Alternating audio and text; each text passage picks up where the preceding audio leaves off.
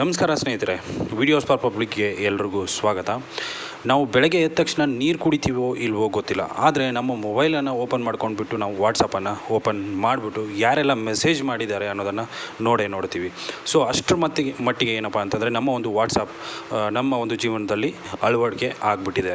ಯಾಕೆ ಈ ವಾಟ್ಸಪ್ ಅಷ್ಟೊಂದು ಎಲ್ಲ ಜನ ಹಚ್ಕೊಂಡಿದ್ದಾರೆ ಅಂತಂದರೆ ಇದರಲ್ಲಿ ಯಾವುದೇ ಥರದ ಆ್ಯಡ್ಸ್ ಇಲ್ಲ, ಅದೇ ರೀತಿ ಸಿಂಪಲ್ ಆಗಿದೆ, ಟೆಕ್ಸ್ಟ್ ಮಾಡೋದಕ್ಕೂ ತುಂಬ ಸಿಂಪಲ್ ಆಗಿದೆ, ಡಾಕ್ಯುಮೆಂಟ್ಸ್ ಕಳಿಸೋದಕ್ಕೂ, ವೀಡಿಯೋಸ್ ಕಳಿಸೋದಕ್ಕೂ, ಅದೇ ರೀತಿ ಹೊಸ ಅಪ್ಡೇಟ್ಸ್ ಬರ್ತಾ ಇರುತ್ತೆ, ಸ್ಟೇಟಸ್ ಹಾಕ್ಬೋದು. ಸೊ ಇದೆಲ್ಲ ಒಂದು ಸಿಂಪಲ್ ಆಗಿರುವಂಥ ಒಂದು ಆ್ಯಪಲ್ಲಿ ನಮಗೇನಪ್ಪ ಅಂತಾರೆ ಸಿಗೋದ್ರಿಂದ ಇದೊಂದು ನಮ್ಮ ಜೀವನದ ಒಂದು ಅವಿಭಾಜ್ಯ ಅಂಗ ಆಗಿರೋ ಥರ ಆಗಿಬಿಟ್ಟಿದೆ. ಆದರೆ ಇದೇ ಒಂದು ವಾಟ್ಸಪ್ ನಮ್ಮ ಭಾರತನ ಬಿಟ್ಟು ಹೋಗ್ತೀವಿ ಅಂತ ಒಂದು ಶಾಕನ್ನು ಕೊಟ್ಟಿದೆ. ಯಾಕೆ ಈ ಶಾಕನ್ನು ಕೊಟ್ಟಿದೆ, ಏನಿದು ಅನ್ನೋದನ್ನು ಕಂಪ್ಲೀಟಾಗಿ ಈ ವಿಡಿಯೋದಲ್ಲಿ ನಾವು ನೋಡೋಣ. ನಮ್ಮ ಕೇಂದ್ರ ಸರ್ಕಾರ ಮತ್ತು ವಾಟ್ಸಪ್ಗಳ ನಡುವೆ ಒಂದು ಹೈಕೋರ್ಟ್ಗಳಲ್ಲಿ ಏನಪ್ಪ ಅಂತಂದರೆ ಒಂದು ಯುದ್ಧನೇ ಶುರುವಾಗಿದೆ ಅಂತಲೇ ಹೇಳ್ಬೋದು.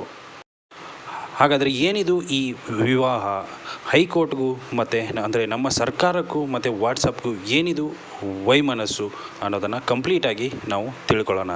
ಈ ಒಂದು ಕೇಸ್ ಇವಾಗಿಂದನೇ ಅಂತ ನಾವು ಹೇಳೋಕ್ಕಾಗಲ್ಲ. ಏನಂತಂದರೆ 2021ರಿಂದನೇ ಈ ಕೇಸು ನಡೀತಾ ಇದೆ. ಸೊ ನಮ್ಮ ಕೇಂದ್ರ ಸರ್ಕಾರ ಏನಪ್ಪ ಅಂತಂದರೆ ವಾಟ್ಸಪ್ಗೆ ಅಥವಾ ಬೇರೆ ಬೇರೆ ಒಂದು ಮೆಸೇಜಿಂಗ್ ಕಂಪನಿಗಳಿಗೆ ಏನು ಹೇಳಿತ್ತಂತಂದರೆ ಒಂದು 50 ಲಕ್ಷ ಜನಕ್ಕಿಂತ ಜಾಸ್ತಿ ಯೂಸ್ ಮಾಡ್ತಿರೋಂಥ ಈ ವಾಟ್ಸಪ್ಪು ನಮ್ಮ ಒಂದು ನಾವು ಯಾರು ಮೆಸೇಜ್ ಮಾಡ್ತಿದ್ದಾರೆ ಅನ್ನೋದನ್ನು ತಿಳ್ಕೊಳ್ಳೋದಕ್ಕೆ ಒಂದು ಪರ್ಮಿಷನ್ಸನ್ನು ಕೊಡಬೇಕು ಅಂತ ಏನಂತಂದರೆ ಒಂದು ಇನ್ಫಾರ್ಮೇಷನ್ ಟೆಕ್ನಾಲಜಿಯಿಂದ ಒಂದು ಆರ್ಡರ್ಸನ್ನು ಹೊರಡಿಸಿತ್ತು. ಆದರೆ ವಾಟ್ಸಪ್ ಏನು ಹೇಳಿತಪ್ಪ ಅಂತಂದರೆ ನಮ್ಮಲ್ಲಿ ಇರುವಂಥ ಒಂದು ಎಂಡ್ ಟು ಎಂಡ್ ಎನ್ಕ್ರಿಪ್ಷನ್ ಮುಖಾಂತರ ನಾವು ಇದನ್ನು ಯಾವುದೇ ರೀತಿಯಾಗಿ ಕೊಡೋದಕ್ಕೆ ಆಗಲ್ಲ, ಯಾಕಂತಂದರೆ ನಮ್ಮ ಪಾಲಿಸಿನ ವಿರುದ್ಧವಾಗಿ ನಾವು ಹೋಗಬೇಕಾಗತ್ತೆ ಅಂತ ಹೇಳಿತ್ತು. ಹಾಗಾದರೆ ಏನಿದು end to end encryption? So encryption ಅಂದರೆ ಏನಂತಂದರೆ ನಮ್ಮ ಒಂದು ಡೇಟಾನ ಸೆಕ್ಯೂರಿಯಾಗಿ ಇಡೋದು ಅಂತ, ಒಂದು ಡೇಟಾಗೆ ಸೆಕ್ಯೂರಿಟಿಯನ್ನು ನೀಡೋದು.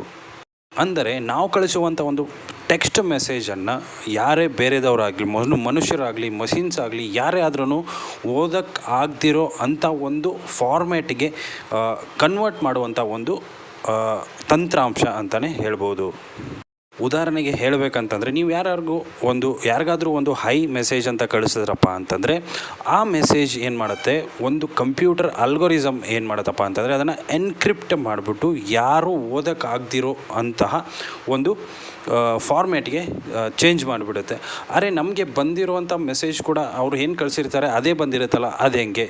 ಅದು ಏನಂತಂದರೆ ಅದು ನಮಗೆ ಬಂದಿರುವಂಥ ಒಂದು ಫಾರ್ಮ್ಯಾಟ್ ಏನಿರುತ್ತೆ ಅದು ಓಕೆ, ಯಾಕಂತಂದರೆ ಅವರು ಕಳಿಸಿರೋದು ನಮಗೇನೆ, ಬೇರೆದವ್ರಿಗೆ ಯಾರಿಗೂ ಅಲ್ಲ. ಸೊ ನಮಗೆ ಕಳಿಸಿರೋದ್ರಿಂದ ನಮಗೂ ಮತ್ತು ಅವ್ರಿಗೂ ಎಂಡ್ ಟು ಎಂಡ್ ಎನ್ಕ್ರಿಪ್ಷನ್ ಇರುತ್ತೆ. ಅದು ನಾವು ಮಾತ್ರ ಓದಬೇಕು, ಇಲ್ಲ ಅಂತಂದರೆ ನಾವೇನಾದರೂ ಕಳಿಸಿದ್ರೆ ಅವ್ರು ಮಾತ್ರ ಓದಬೇಕು ಅನ್ನೋ ಒಂದು ಎನ್ಕ್ರಿಪ್ಷನ್ ಇರುತ್ತೆ. ಸೊ ಸೆಂಟ್ರಲ್ಲಿ ಯಾರೇ ಆದ್ರೂ ಮಷಿನ್ ಆಗಿರ್ಬೋದು, ಈವನ್ ವಾಟ್ಸಪ್ ಅವರು ಕೂಡ ಈ ಒಂದು ಡೇಟಾನ ನೋಡೋಕ್ಕಾಗಲ್ಲ, ಆ ರೀತಿ ಎನ್ಕ್ರಿಪ್ಷನ್ ಕೆಲಸ ಮಾಡುತ್ತೆ. ನೀವೇನಾದರೂ ಹೊಸದಾಗಿ ಅಂದರೆ ಹೊಸ ನಂಬರ್ಗೆ ಏನಾದರೂ ಮೆಸೇಜ್ ಮಾಡಬೇಕಾದ್ರೆ ನಿಮಗೊಂದು ಮೇಲ್ಗಡೆ ಒಂದು ಕ್ಯಾಪ್ಷನ್ ಬಂದಿರುತ್ತೆ.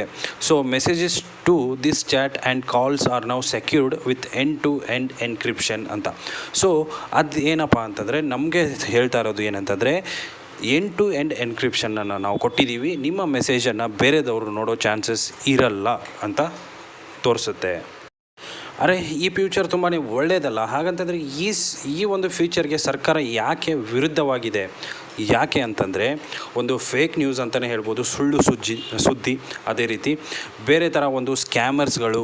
ಸೊ ಅವ್ರು ಏನೇ ಮಾಡಿದ್ರು ಆ ಸರ್ಕಾರಕ್ಕೆ ಗೊತ್ತಾಗಲ್ಲ, ಅಂತಂದರೆ ಎಂಡ್ ಯೂಸರ್ ಯಾರು ಮಾಡ್ತಿದ್ದಾರೆ ಅನ್ನೋದು ಗೊತ್ತಾಗಲ್ಲ. ಅದಕ್ಕೋಸ್ಕರ ಸರ್ಕಾರ ಏನಂತಂದರೆ ಈ ಒಂದು ಫ್ಯೂಚರ್ ವಿರುದ್ಧವಾಗಿ ಇದೆ. ಇವಾಗ ಫೇಕ್ ನ್ಯೂಸ್ಗಳನ್ನು ಏನು ಮಾಡ್ತಾರೆ, ಸ್ಪ್ರೆಡ್ ಮಾಡಿಬಿಟ್ಟು ಗಲಭೆಗಳನ್ನು ಸೃಷ್ಟಿ ಮಾಡ್ತಾರೆ, ಅಂದರೆ ಗಲಾಟೆಗಳನ್ನು ಸೃಷ್ಟಿ ಆಗುತ್ತೆ. ಸೊ ಇದರಿಂದ ಏನಾಗುತ್ತಪ್ಪ ಅಂತಂದರೆ ನಮ್ಮ ವಾತಾವರಣ ಏನಿರುತ್ತಲ್ಲ ಒಂದು ಕೆಟ್ಟ ಹಾದಿಯನ್ನು ಹಿಡಿಯುತ್ತೆ ಅಂತ ಒಂದು ಸರ್ಕಾರಕ್ಕೆ ಭಯ. ಸೊ ಈ ಒಂದು ಫೇಕ್ ನ್ಯೂಸನ್ನು ಯಾರು ಸ್ಪ್ರೆಡ್ ಮಾಡಿದ್ದು ಅನ್ನೋದನ್ನು ಸರ್ಕಾರಕ್ಕೆ ತಿಳ್ಕೊಳ್ಳೋಕ್ಕೆ ಸಾಧ್ಯ ಆಗ್ತಿಲ್ಲ. ಸೊ ಫೇಸ್ಬುಕ್ಕಲ್ಲಿ ಎಂಡ್ ಟು ಎಂಡ್ ಎನ್ಕ್ರಿಪ್ಷನ್ ಇರೋದ್ರಿಂದ ತಿಳ್ಕೊಳ್ಳೋಕ್ಕೆ ಸಾಧ್ಯ ಆಗ್ತಾ ಇಲ್ಲ. ಅದರಿಂದ ಏನಾಗ್ತಾ ಇದೆ, ನಮ್ಮ ಸರ್ಕಾರ ವಾಟ್ಸಪ್ ವಿರುದ್ಧ ಇದೆ ಅಂತಲೇ ಹೇಳ್ಬೋದು. ಭಾರತ ಬಿಟ್ಟು ಹೋಗ್ತೀವಿ ಅಂತ ಹೇಳ್ತಾ ಇರೋ ವಾಟ್ಸಪ್. ಯಾಕೆ ಅಂತಂದರೆ ಇವಾಗ ನಮ್ಮ ಸರ್ಕಾರ ನಮ್ಮ ಒಂದು ಎಂಡ್ ಟು ಎಂಡ್ ಎನ್ಕ್ರಿಪ್ಷನ್ನ ಬೇಡ ಅನ್ನೋದಾದರೆ, ತೆಗೆದುಹಾಕಿ ಅನ್ನೋದಾದರೆ, ಅದೇ ರೀತಿ ನಮ್ಮ ಒಂದು ಪಾಲಿಸಿನ ತೆಗೆದುಹಾಕಿ ಅನ್ನೋ ಒಂದು ರೂಲ್ಸನ್ನು ನೀವು ಮಾಡೋದಾದರೆ ನಾವು ನಮ್ಮ ಭಾರತನ ಬಿಟ್ಟು ಹೋಗ್ತೀವಿ ಅಂತ ವಾಟ್ಸಪ್ ಎಚ್ಚರಿಕೆಯನ್ನು ನೀಡಿದೆ. ಈ ರೀತಿಯಾದಂಥ ಒಂದು ರಿಪೋರ್ಟನ್ನು ಏನು ಮಾಡಿದೆ ಅಂತಂದರೆ ವಾಟ್ಸಪ್ ತನ್ನ ಈ ರಿಪೋರ್ಟನ್ನು ದಿಲ್ಲಿ ಹೈಕೋರ್ಟ್ಗೂ ಕೂಡ ಸಲ್ಲಿಸಿದೆ. ಇನ್ನೂ ಈ ಕೇಸ್ ಬಗ್ಗೆ ಜಾಸ್ತಿ ಒಂದು ಆಗಿಲ್ಲ. ಅದೇ ರೀತಿ ಇನ್ನೂ ಸೆಕ್ಯೂರಿಟಿ ಸಿಸ್ಟಮ್ಸ್ ಆಗಿರ್ಬೋದು, ಅದರ ಬಗ್ಗೆ ಒಂದು ಫೈನಲ್ ಡಿಸ್ಕಷನ್ ಆಗಿಲ್ಲ ಅನ್ನೋ ಒಂದು ದೃಷ್ಟಿಯಿಂದ ಈ ಒಂದು ಕೇಸನ್ನು ಕೋರ್ಟ್ ಏನು ಮಾಡಿದೆ ಅಂತಂದರೆ ಆಗಸ್ಟ್ವರೆಗೂ ಮುಂದೂಡಿದೆ. ಅಷ್ಟು ಅಲ್ಲದೆ ದೊಡ್ಡ ತಜ್ಞರು ಕೂಡ ಹೇಳಿದ್ದಾರೆ ವಾಟ್ಸಪ್ನ ಎನ್ಕ್ರಿಪ್ಷನನ್ನು ಬ್ರೇಕ್ ಮಾಡೋದು ತುಂಬ ಒಳ್ಳೆಯದಲ್ಲ. ಯಾಕಂತಂದರೆ ಸ್ಕ್ಯಾಮರ್ಗಳಾಗಿರ್ಬೋದು, ಹ್ಯಾಕರ್ಗಳಾಗಿರ್ಬೋದು ಈಸಿಯಾಗಿ ಜನರ ಒಂದು ಏನಂತಾರೆ, ಒಂದು ಪ್ರೈವೇಸಿ ಅಂತ ಕರಿಬೋದು. ಸೊ ವಾಟ್ಸಪ್ಪಲ್ಲಿ ವೀಡಿಯೋ ಕಾಲ್ಸ್ ಮಾಡ್ತಿರ್ತಾರೆ, ಆಡಿಯೋ ಕಾಲ್ಸ್ ಮಾಡ್ತಾ ಇರ್ತಾರೆ, ಅದೇ ರೀತಿ ಫೋಟೋಸ್ ಶೇರ್ ಮಾಡ್ತಿರ್ತಾರೆ, ಟೆಕ್ಸ್ಟ್ ಶೇರ್ ಮಾಡ್ತಿರ್ತಾರೆ. ಸೊ ಅದನ್ನೆಲ್ಲ ನೋಡೋದಕ್ಕೆ ಈಸಿಯಾಗಿ ಬಿಡುತ್ತೆ. ಅದೇನಾದರೂ ಲೀಕ್ ಆಯ್ತಪ್ಪ ಅಂತಂದರೆ ಅಷ್ಟೇ ಅಲ್ಲದೆ ನಾವು ನಮ್ಮ ಒಂದು ಬ್ಯಾಂಕ್ ಡೀಟೇಲ್ಸ್ ಆಗಿರ್ಬೋದು, ಆಧಾರ್ ಡೀಟೇಲ್ಸ್ ಆಗಿರ್ಬೋದು, ಪ್ಯಾನ್ ಡೀಟೇಲ್ಸ್ ಆಗಿರ್ಬೋದು ಎಲ್ಲನೂ ನಾವು ನಮ್ಮ ವಾಟ್ಸಪ್ಪಲ್ಲಿ ಶೇರ್ ಮಾಡ್ತೀವಿ.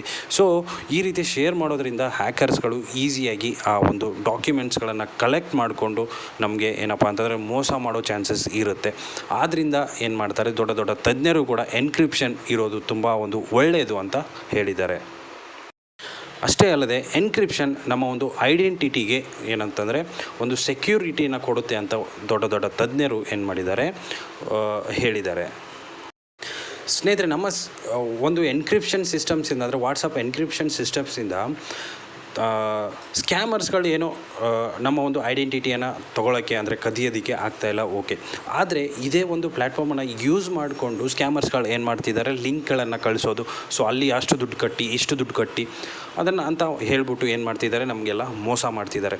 ಸೊ ಈ ಒಂದು ಏನಾಗ್ತಾ ಇದೆ, ಈ ಥರ ಮಾಡೋದ್ರಿಂದ ಏನಾಗ್ತಿದೆ, ಯಾರು ಕಳಿಸಿದ್ರು ಅನ್ನೋದನ್ನು ಟ್ರ್ಯಾಕ್ ಮಾಡೋದಕ್ಕೆ ಗೌರ್ಮೆಂಟ್ ಕಡೆಯಿಂದ ಆಗ್ತಾಯಿಲ್ಲ, ಅಂದರೆ ನಮ್ಮ ಸರ್ಕಾರದ ಕಡೆಯಿಂದ ಆಗ್ತಾಯಿಲ್ಲ. ಆದ್ದರಿಂದ ಏನು ಮಾಡ್ತಾ ಇದೆ, ವಾಟ್ಸಪ್ಗೆ ಕೇಳ್ಕೊಳ್ತಾ ಇದೆ, ಸೊ ನಮಗೆ ಎನ್ಕ್ರಿಪ್ಷನ್ ಸಿಸ್ಟಮ್ ಬೇಕಾಗಿಲ್ಲ ಅಂತ. ಬಟ್ ವಾಟ್ಸಪ್ ಹೇಳ್ತಾ ಇರೋದು ಅಷ್ಟೇ, ನನಗೆ ಎನ್ಕ್ರಿಪ್ಷನ್ ಸಿಸ್ಟಮ್ ಇಲ್ಲ ಅಂತಂದರೆ ನಾವು ಭಾರತನ ಬಿಟ್ಟು ಹೋಗ್ತೀವಿ. ಸೊ ಆವಾಗ ಈ ರೀತಿಯಾಗಿರೋ ಒಂದು ಕೇಸ್ ಇವಾಗ ಹೈಕೋರ್ಟಲ್ಲಿ ನಡೀತಾ ಇದೆ. ಅಷ್ಟೇ ಇಲ್ಲದೆ ಚಿಕ್ಕ ಮಕ್ಕಳಿಗೆ ಅನವಶ್ಯಕವಾದಂಥ ಕಂಟೆಂಟನ್ನು ಶೇರ್ ಮಾಡೋದು ಕೂಡ ಈ ಒಂದು ವಾಟ್ಸಪ್ಪಿಂದ ನಡೀತಾ ಇದೆ. ಸೊ ಇದೆಲ್ಲ ದೃಷ್ಟಿನ ಇಟ್ಕೊಂಡು ನಮ್ಮ ಕೋರ್ಟ್ ಏನು ಮಾಡಬೇಕಾಗಿದೆ ಅಂತಂದರೆ ಒಂದು ಒಳ್ಳೆಯ ತೀರ್ಪನ್ನು ಕೊಡಬೇಕಾಗಿದೆ. ಸೊ ನೋಡಬೇಕು ವಾಟ್ಸಪ್ ನಮ್ಮ ದೇಶದಲ್ಲಿ ಇರಲ್ವಾ ಅನ್ನೋದನ್ನು ಕಾದು ನೋಡಬೇಕಾಗಿದೆ. ಆಗಸ್ಟ್ವರೆಗೂ ಟೈಮ್ ಕೊಟ್ಟಿರೋದ್ರಿಂದ ಅಲ್ಲಿವರೆಗೂ ನಾವು ವೇಟ್ ಮಾಡಬೇಕಾಗುತ್ತೆ. ಸೊ ನಿಮಗೇನು ಅನಿಸುತ್ತೆ, ವಾಟ್ಸಪ್ ಒಂದು ಫ್ಯೂಚರ್ ಈ ಒಂದು ಎಂಡ್ ಟು ಎಂಡ್ ಎನ್ಕ್ರಿಪ್ಷನ್ ಇರಬೇಕಾ ಇರಬಾರ್ದಾ ಅನ್ನೋದನ್ನು ಕಮೆಂಟ್ ಮಾಡಿ ತಿಳಿಸಿ. ಸೊ ಸಿಗೋಣ ಮುಂದಿನ ವೀಡಿಯೋದಲ್ಲಿ ಅಂತ ಹೇಳ್ತಾ ಥ್ಯಾಂಕ್ ಯು ಸೋ ಮಚ್.